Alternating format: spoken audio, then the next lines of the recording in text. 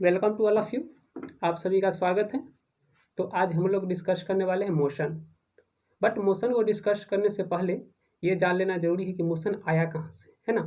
Motion generate कहाँ से हुआ। तो बच्चों, मोशन मैकेनिक्स को बहुत ज़्यादा मॉडिफाई करने के बाद जो हमारा टॉपिक आता है सो आता है मोशन। जैसे मोशन को कुछ पार्ट्स सॉरी आपका मैकेनिक्स को कुछ पार्ट्स में डिवाइड किया गया, है ना। उसके बाद है ना, उसको फिर डिवाइड करने के बाद है जो हमारा बना काइने बहुत सारे मॉडिफाई करने के बाद हमारा बना काइनेटिक्स, डायनेमिक्स और इनर्जेटिक्स, है ना। तो उसके बाद हम लोग है उसी जो मोशन जो पढ़ते हैं सो हम अपना आ जाता है काइनेटिक्स और डायनेमिक्स का पार्ट्स। इनर्जेटिक्स हम लोग को जनरली नहीं पढ़ना है 11th क्लास में। ओके, तो हम लोग देख लेते हैं सारी पार्ट को पहले, उसके बाद फिर मोशन का डिस्कशन स्टार्ट करेंगे। ओके,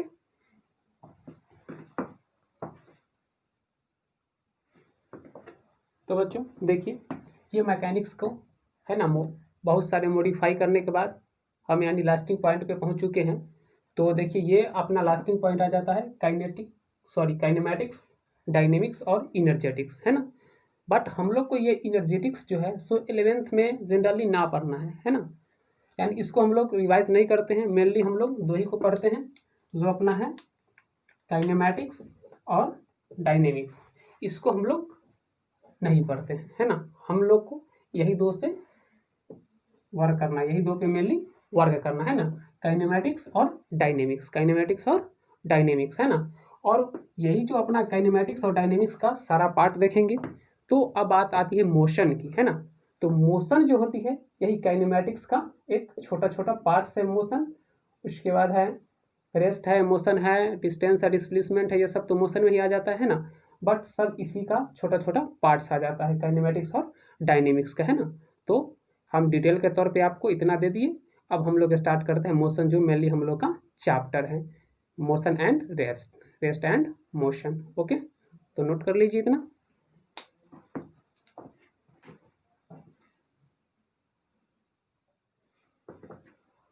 तो बच्चों, हमने मोशन एंड रेस्ट का डिफिनेशन लिख दिया है। जैसा कि हम लोग का चैप्टर ही मोशन है ना। हम लोग को जनरली रिवीजन मोशन के बारे में ही करना है, बट उसके साथ रेस्ट का भी कंडीशन आता है, तो उसको भी कुछ अध्ययन कर लेना है। तो देखिए, मोशन क्या है। तो motion, a body is said to be in motion if its position is changing with respect to given frame of reference। Okay, यानी मीनिंग ये हुआ कि जब किसी पार्टिकल टाइम के रेस्पेक्ट में यदि पोजीशन में चेंज लाती है ना। यदि किसी पार्टिकल को टाइम के रेस्पेक्ट में पोजीशन में चेंज आता है तो हम लोग क्या बोलेंगे, जो पार्टिकल मोशन में है। जैसा कि देख रहे हो आप, मैंने लिखा है फ्रेम ऑफ रेफरेंस, है ना, फ्रेम ऑफ रेफरेंस। तो जैसे आप कहीं पे खड़े हो, है ना, और आपको जब घड़ी में मान लीजिए टी बज रहा था, है ना, T1 बज रहा था, तो पार्टिकल की पोजीशन कुछ थी, सपोज कर लीजिए जो 0 थी। और जब आपके घड़ी में टी बज के 2T हुआ, यानी 2T टाइम हुआ, टाइम कुछ बढ़ गया, तो फिर पार्टिकल की पोजीशन में चेंजिंग आ गई, है ना, 0 से कुछ आ गया, जो भी होगा समथिंग XYZ। तो हम लोग क्या बोलेंगे कि पार्टिकल मूव कर रहा है। जैसे कि गाड़ी को आप देखते हो, यदि गाड़ी को आपने सपोज कर लीजिए 10 बजे जिस जगह पे देखा और 11 बजे भी उसी जगह पे रहेगा, है ना। 10 AM में आप जहाँ पे देखें वहीं पे सपोज कर लीजिए कि 11 AM में यदि वो गाड़ी मिल गया, तो आप क्या बोलोगे कि वो गाड़ी मूव नहीं कर रहा है ना, गाड़ी मूव नहीं कर रहा है, गाड़ी मोशन में नहीं है। बट जब आप देखोगे कि 10 AM में देखा कुछ जगह पे और 11 AM में उसका कहीं अलग है, तो आप क्या बोलोगे कि गाड़ी मूव कर रही है ना। क्योंकि वो टाइम जैसे जैसे चेंज हो रहा है ना, टाइम चेंज हो रहा है, तो उसका पोजीशन में भी क्या चेंजिंग आ रहा है ना, टाइम के साथ साथ उसका पोजीशन भी चेंज कर रहा है। यानी फ्रेम ऑफ रेफरेंस कहने का मतलब है सराउंडिंग, है ना, जो सराउंडिंग के रेस्पेक्ट में, चाहे वो सराउंडिंग कुछ भी, फ्रेम ऑफ रेफरेंस इमेज। जैसे देखिए, आप ऑब्जर्वर हैं तो आपको भी माना जा सकता है ना, तो आपके दायरे से वो चेंज हो रहा है, तब आप क्या बोलोगे कि पार्टिकल मोशन में है। बट जब सेकेंड पॉइंट मैंने लिखी है rest, a body is said to be in motion if its position does not changing with respect to given frame of reference, है ना। जो पार्टिकल की पोजीशन में चेंज नहीं आएगा, टाइम तो बढ़ेगा बट पार्टिकल की पोजीशन में चेंज नहीं आएगा, तो हम लोग क्या बोलेंगे कि पार्टिकल रेस्ट में है, पार्टिकल मोशन में नहीं है, पार्टिकल मूव नहीं कर रही है। और जब टाइम के साथ साथ, है ना, पार्टिकल की पोजीशन में चेंज आएगी तो हम लोग क्या बोलेंगे कि पार्टिकल मोशन में, है ना। चाहे वो चेंज पॉजिटिव हो या निगेटिव हो, कुछ भी हो सकता है, बट चेंज तो आया, है ना। पॉजिटिव आए या निगेटिव आए वो बात डिपेंड नहीं करती है, डिपेंड ये करती है कि पोजीशन में चेंज आई। ओके, तो इस डेफिनेशन को नोट कर लीजिए।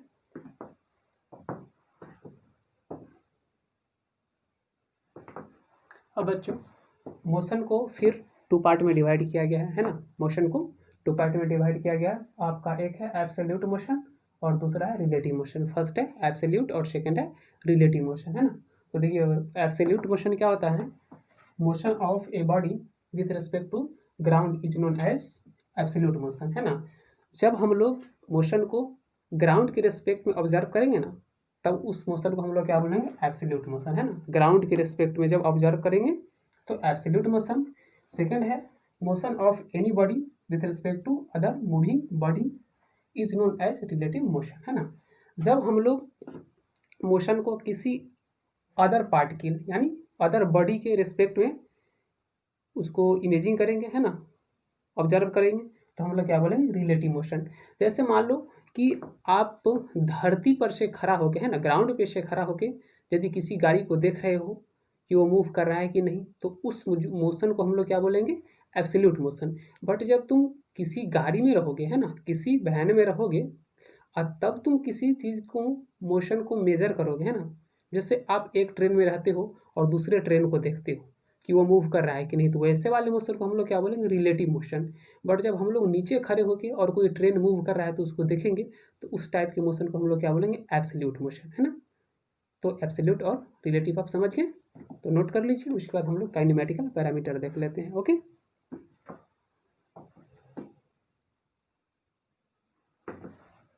तो बच्चों ये आपका क्या, काइनेमेटिकल पैरामीटर, है ना। ये छोटे छोटे पार्ट्स को हम लोग काइनेमेटिकल पैरामीटर के अंतर्गत रिवीजन करेंगे, रिवाइज करेंगे। ओके, तो देखिए काइनेमेटिकल पैरामीटर में आपका पोजीशन है, डिस्टेंस है, डिस्प्लेसमेंट है, वेलोसिटी है, स्पीड है और एक्सेलरेशन है। तो एक एक करके सबका हम लोग क्या करते हैं, रिवीजन यानी देख लेते हैं, डिस्कशन कर लेते हैं, है ना। तो नोट कर लीजिए आप इसको, और फिर हम लोग पोजीशन से स्टार्ट करेंगे और एक्सेलरेशन तक पहुंच जाएंगे।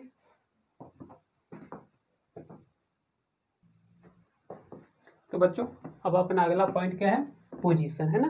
तो देखिए डेफिनेशन है, it is location of particle with respect to given frame of reference, है ना।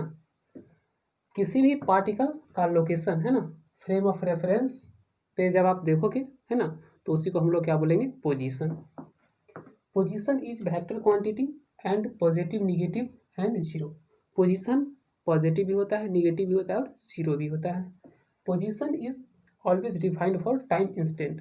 पोजीशन हमेशा ही टाइम इंस्टेंट पे डिफाइंड होता है ना। पोजीशन हमेशा टाइम इंस्टेंट पे डिफाइंड होता है। जैसे कि आपसे पूछा जाएगा कि अभी आपके गाड़ी का स्पीड क्या है, या वेलोसिटी क्या है, या एक्सेलरेशन क्या है, तो आप घड़ी देखोगे और उसका गाड़ी का ऑडोमीटर देखोगे और बता दोगे कि देख लो इतना बज के टाइम हो रहा है और इतना इसका स्पीड है। तो आपने किसी खास इंस्टेंट पे, है ना, यानी टाइम इंस्टेंट पे बताया है ना। तो पोजीशन हमेशा ही डिफाइंड क्या चीज़ पे होगा, टाइम इंस्टेंट पे। जिस समय लोग आपसे पूछेंगे उसी समय आप बताओगे, है ना।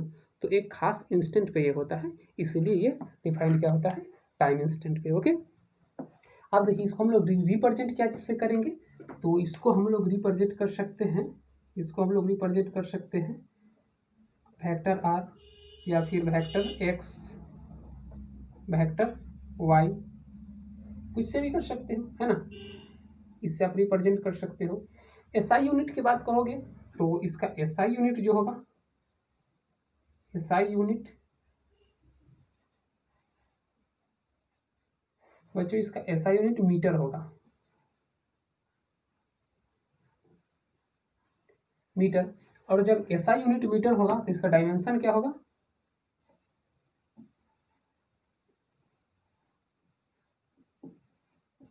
इसका डायमेंशन क्या हो जाएगा एल, क्योंकि मीटर को हम लोग क्या चीज में नापते हैं, मीटर को हम लोग मापते हैं लेंथ में, है ना। तो इसका डायमेंशन क्या हो जाएगा एल, इसका डायमेंशन क्या होगा एल। इतना आप नोट कर लीजिए, फिर डायग्राम के माध्यम से आपको दिखाते हैं।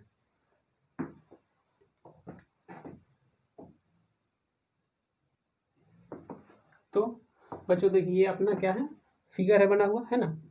तो देखिए ये पार्टिकल है जो T1 से स्टार्ट किया है मोशन और T2 तक पहुंचा है ना। यहाँ पे आके इंड कर दिया है। तो आपसे पूछा जाएगा कि इसका फाइनल पोजीशन और इनिशियल पोजीशन बताइए। तो बच्चों हम लोग फाइनल पोजीशन, है ना, इनिशियल पोजीशन क्या बताएंगे, इनिशियल पोजीशन वेक्टर आर आई को क्या बोलेंगे, x1i प्लस y1j और फाइनल पोजीशन जो अपना हो जाएगा आर एफ, सो क्या हो जाएगा x2i plus y2j, x2i plus y2j क्या हो जाएगा x2i प्लस y2j। देख रहे हो यहाँ से, ये आपका हो गया क्या फाइनल, और ऊपर वाला क्या हो गया इनिशियल, है ना। तो ये डायग्राम आप नोट कर लो, और इस वीडियो को यहीं पर समाप्त करते हैं।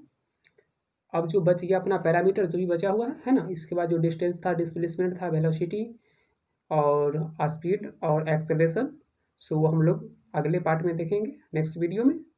तो थैंक यू।